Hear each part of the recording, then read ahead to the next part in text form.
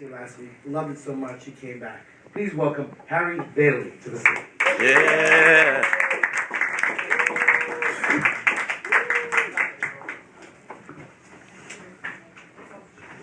What's up, everybody? Hey.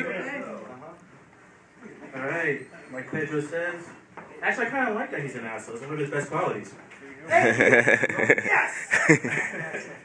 Again, my name's Harry Bailey. I'm from South Queens, born and raised. It's a place where you get bitch slapped for no reason. It's alright, you don't have to laugh at that. It was kind of corny. The first few minutes, I'm actually just going to say a couple of things on my mind. I had a rough day at work today, so I'm going to use this few minutes as therapy. I'm a customer service specialist at the Queens Library, which is right there located on 31st and Vidmars. If you ever want to go in there and get a library card, feel free. The thing that I do is that I have to help the people that come into the library to use our computers. But the thing is, though, the computers are always down and there's something wrong with them because we can never get new ones because the library never has enough money to buy new ones. But the thing is that the people that come to the library, they don't realize that the service is for free. They don't realize that we actually have these things so these people don't have to go out and buy laptops and things like that they can't afford. So today, all the computers went down. There was something wrong with the network, what have you, and we had to shut the computers down for 2 hours. And this one lady came up and said, I want to write a letter to the congressman. This is bullshit. You guys are wrong for doing this. And I was just like, well, it's not our fault. And she's like, yeah, it is. You're the specialist. You're supposed to know how to fix these computers. I was like, bitch, why don't you just go to Best Buy and get a new laptop? Yeah. No, I didn't really say that. I said that in my mind. I really didn't want to say that, though. But anyway, that was good. All right, so this past weekend is Easter, right? Yeah. Yeah. Yeah. Oh, my God. This crowd is dead. Oh, my God. It's like, did your mom die or something? Oh, my God. My dog died. I just can't laugh right now. So how many of you guys celebrate Easter here? Yep. I do. Yep. You guys. All right. How many of you guys actually go to church? No. Exactly. Isn't it funny that all year round, people don't go to church, but then at one day of Easter, or maybe New Year's, people go to church. Imagine Jesus above looking down at us saying, I died for you sons of bitches, and all you guys can do is go to church for one fucking day of the year. Fuck you. He's probably looking at Judas by now saying, you motherfucker, you traded me. What else went on? Oh, there was actually a incident that happened in San Jose this past weekend with an Easter bunny. It was an Easter bunny who was driving a motorcycle 100 miles per hour down the highway and got pulled over by a police officer. Luckily, the police officer just wrote up a citation and gave him a warning. Now, I was thinking about it and I was saying to myself, now, if that police officer actually gave him a ticket and that made it on the news, he would look like the biggest asshole for an Easter weekend. All right, something else that happened. Big thing in sports as far as football trades and contract deals. Carson Palmer, the quarterback of the Los Angeles Rangers. Sorry, Rangers, wow, I'm thinking baseball right now.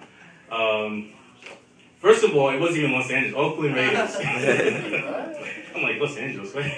That's like old time. I'm thinking about Los Angeles Rams. Anyway, the Oakland Raiders, they traded him to the Arizona Cardinals for 2 future draft picks. So I was thinking to myself that the Raiders are planning to suck ass for the next 2 years, while the Cardinals are going to be probably one of the best teams in the NFC South. Another thing was Tony Romo. Tony Romo earned a $108 million contract for the next 6 years. Whereas Eli Manning actually subtracted some of the money that was part of his contract to save Victor Cruz from being traded. I'm thinking to myself, what the fuck is wrong with that shit? First of all, as a New York fan altogether, Eli Manning, I don't know, he won 2 Super Bowls in the past 5 years, right? Tony Romo, right? 1 postseason victory in the past 7 years. He must have something on, what's his name again? No, the owner of, thank you, Jerry Jones. He probably has some dirty dirt on Jerry Jones.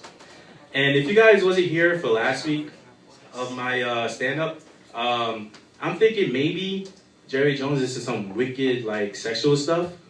I'm thinking maybe, you know, he's Tony Romo's private vagina taster.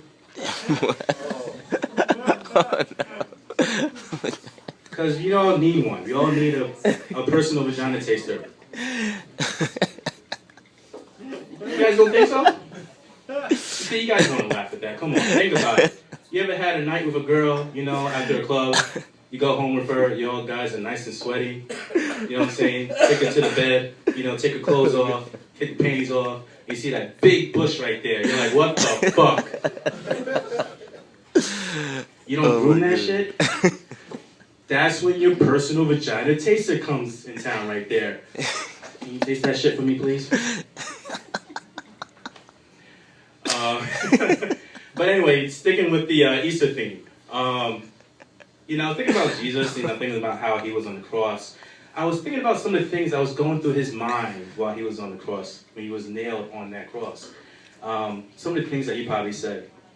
And the first thing that came to mind was, ow, ow, fuck me. Why? This is such a bad idea. Fuck this shit. God, why did you make me do this? Another thing was, this is a fucked up way for to spend my Easter vacation. All right. Well, this time of the year, you know, I like to travel, and spring break is here. I don't know if most of you guys still do spring break. Anybody do spring break here? Woo! Clap if you do spring break here. Come on, I need some excitement. What the fuck?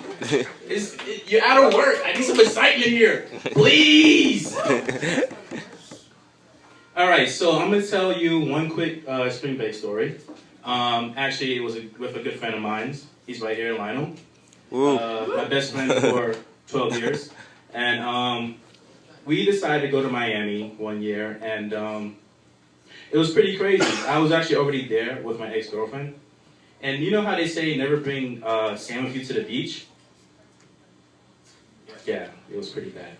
Anyway, we started fighting the first night, and I said, fuck you, I'm going to go find some bitches. So I went to the bar and got drunk. Got totally wasted, and then Lionel took a late flight coming down, and he met me at the bar. He was like, Harry, you alright? I'm like, fuck yeah!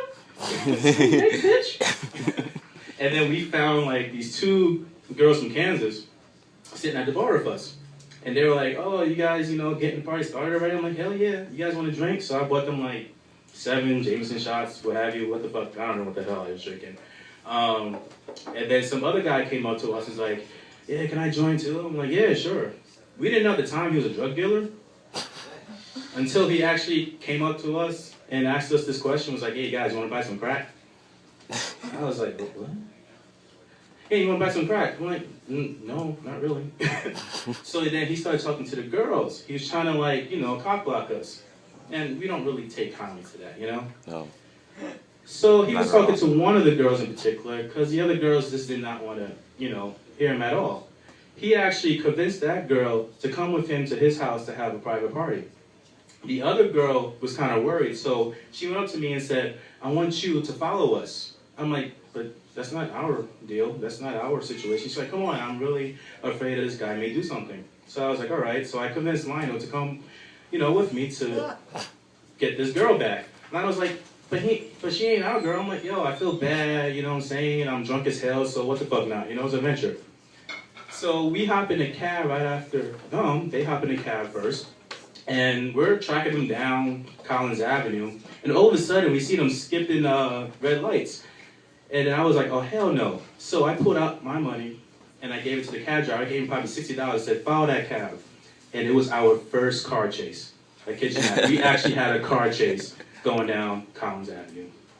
Eventually, the car pulled over, and we got the girls. That's my clap, yeah. All right, that's it. All right, so my name's Harry Bailey, and I'm out of here. All right. All right, guys, give it.